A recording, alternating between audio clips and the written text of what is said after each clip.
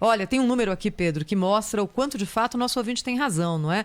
As pessoas, de uma forma geral, parece que aboliram a quarentena. Não estou falando de todo mundo, não vou generalizar de forma alguma, principalmente quem é de grupo de risco, continua com muito medo do Covid. Mas quem não é de grupo de risco tem cada vez mais mudado o comportamento. E é um número trágico esse aqui, viu, Pedro? 13 pessoas 13 morreram afogadas em praias e também em represas durante esse feriado prolongado.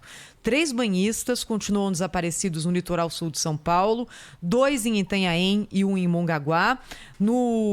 Foram mais 3 mortes no Guarujá, 3 outras em Mongaguá, 1 em Bertioga, 1 em Ubatuba, e na região metropolitana, 2 óbitos foram registrados em represas, uma na Billings e outra em Juquitiba. Também 2 pessoas morreram afogadas em represas no interior, uma em Avaré e outra em Bragança Paulista. É um número assustador, né? Que mostra também o quanto esse fim de semana aqui foi diferente em relação à ocupação das praias, ocupação das represas, e parece que é um fim de mundo, né, Pedro? Vamos abordar mais esse assunto, que é o assunto do dia aqui no jornal, pelos nossos ouvintes aí. Parece que muita gente quer mais informação sobre isso. O Luiz Felipe Pondé, filósofo que nos ajuda a entender um pouco mais o comportamento humano, né? Tá conosco aqui no Jornal Gente. Bom dia, Pondé, tudo bem com você? Bom dia, Pedro. Bom dia, Thaís. Tudo bem, e vocês? Você não foi à praia no fim de semana não, né, Pondé? Não, eu acho que eu não vou à praia há mais de um ano. Exatamente à praia, né? Tipo água, assim. Não fui. Faixa de areia, né? Aquele calor humano, né? Bom, mas você conhece bem. Pondé, é o seguinte, o pessoal ligou aí o automático, já viu que tem que tomar alguns cuidados, mas não vai deixar de fazer tudo o que queria, principalmente na hora de lazer. Qual é a percepção que você tem aí do comportamento das pessoas, principalmente, né, diante dessa recomendação de se evitar aglomerações e as cenas que foram registradas aí no litoral durante o feriadão prolongado com muita gente na faixa de areia, hein? Olha, Pedro, acho que a gente precisa fazer um certo recuo, como você falava, em termos de comportamento, né? Primeiro, lembrar que no verão europeu aconteceu algo semelhante assim que o calor chegou, né? Isso já para excluir qualquer tipo de comentário que muita gente faz, tipo assim, não, brasileiro isso, brasileiro aquilo, tá? Isso foi um problema que também aconteceu. É claro que nós não estamos mais aquele tipo de comportamento que a gente estava, sei lá, em março, abril, maio, né? Aquela contenção e aquele medo. Mas o recuo que eu quero dizer é o seguinte, Pedro, Thaís. Quando a gente lê textos do período da gripe espanhola, e para a gente entender um pouco o comportamento humano, a gente tem que lembrar que essa espécie tem por baixo de 250 mil anos, tá? E a gente é biologicamente igualzinho que era durante esse período todo. E não é uma coisa que quem está ocupado com outra coisa normalmente sabe. Só quem está preocupado em observar a história do comportamento humano. Então, a humanidade já passou por inúmeras epidemias. No período da espanhola, havia o mesmo debate, né? As pessoas começaram a afrouxar a quarentena de então, discutiam a validade do lockdown total, a relação entre lockdown e economia, a curva de contágio, curva de letalidade, que na espanhola foi enormemente maior que essa. Mas isso nos mostra o quê? O que a gente aprende com a história? É que o comportamento que as pessoas estão tendo agora é o comportamento que era esperado para um longo processo de epidemia e um longo processo de confinamento. Eu não estou dizendo que a gente não deve continuar a tomar cuidado, eu não estou dizendo que a epidemia passou, eu estou dizendo algo, que é o seguinte: as pessoas saem do confinamento social antes do final da pandemia. Isso sempre aconteceu. A gente pode enumerar razões psicológicas, saudade de encontrar pessoas, um sentimento de que há uma naturalização do processo, porque a nossa espécie é uma espécie acostumada a inúmeras epidemias muito piores que essa, tá?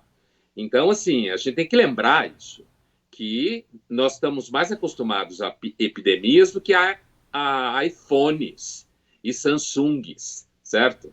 Nós somos uma espécie acostumada a passar por processos epidêmicos. Então, o que já era previsto, eu lembro bem de um artigo no New York Times, no começo da pandemia, que tratava justamente desse tema.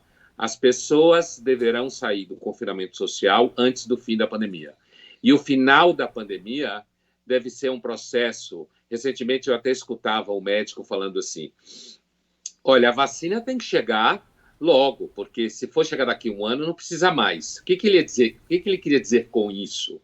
É que a epidemia segue sua curva, segue o processo de imunização, de perdas absolutas, é claro, cada vida perdida é uma tragédia, não há nenhuma discussão, nenhuma relativização, mas o processo, o que está acontecendo agora é o que sempre aconteceu com a humanidade.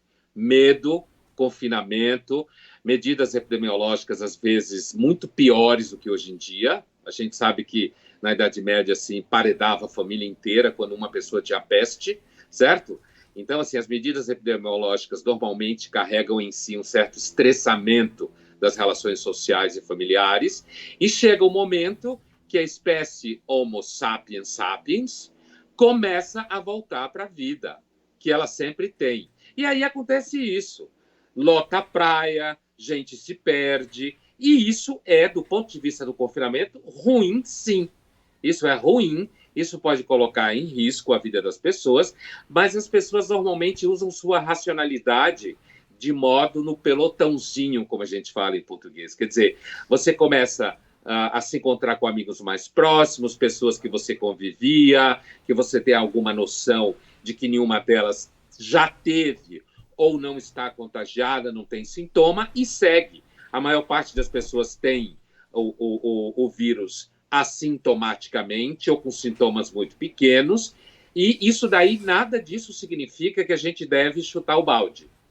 Mas isso significa que, do ponto de vista comportamental, a espécie Homo sapiens sapiens está sendo ela, como ela tem sido há 250 mil anos. Estava te ouvindo, Pondé, e lembrando o que eu já li a respeito do famoso Carnaval de 1919, não é? Isso. 1918, a epidemia da gripe espanhola no seu ápice, mas ela não desapareceu, não é? Ela seguiu até 1920, da mesma forma como acontece agora com o coronavírus, ali parece que arrefecendo aos poucos. E o Carnaval de 1919 foi uma espécie de grande celebração sobre os escombros e sobre os mortos da gripe espanhola, né? Muito parecido com o que a gente está vendo hoje, né, Pondé? E olha, Thaís, que na gripe espanhola você acumulava corpos nas ruas, né? A gente não tinha a logística que a gente tem hoje, a gente não tinha UTIs, a gente não tinha respiradores, não tinha antibióticos, certo? Então, para tratar de bactérias, infecções oportunistas decorrentes da própria contaminação com o vírus, então a gente estava muito menos preparado. A humanidade nunca esteve tão preparada para enfrentar tecnicamente uma pandemia, ao contrário do que disse o Bill Gates, certo? Ele provavelmente estava lá acostumado a clicar no botão e sair tudo que ele quer, então ele faz essa afirmação e as pessoas acabam acreditando de que a humanidade nunca esteve tão preparada, inclusive do ponto de vista de jogar no horizonte próximo, na virada do ano, um monte de vacinas no mercado. Esse carnaval de 1919, conhecido carnaval macabro, né, de que a epidemia ainda estava comendo e, no entanto, as pessoas estavam pulando o carnaval, é talvez um indicativo. Eu lembro que antes do carnaval deste ano, eu cheguei a falar, inclusive aqui na Band, de que deveria ser suspendido o carnaval. Estava muito em cima, a gente sabe dos investimentos econômicos, a gente sabe do interesse econômico, mas, a rigor, não devia ter nem carnaval no ano que vem. Se a gente quiser ser cuidadoso epidemiologicamente, de fato, apesar de que em fevereiro do ano que vem, provavelmente o comportamento das pessoas, recentemente, artigos já falam, né, que provavelmente não haverá segunda grande onda no mundo e não sei o quê. Imagine como vai estar a disposição das pessoas em fevereiro do ano que vem.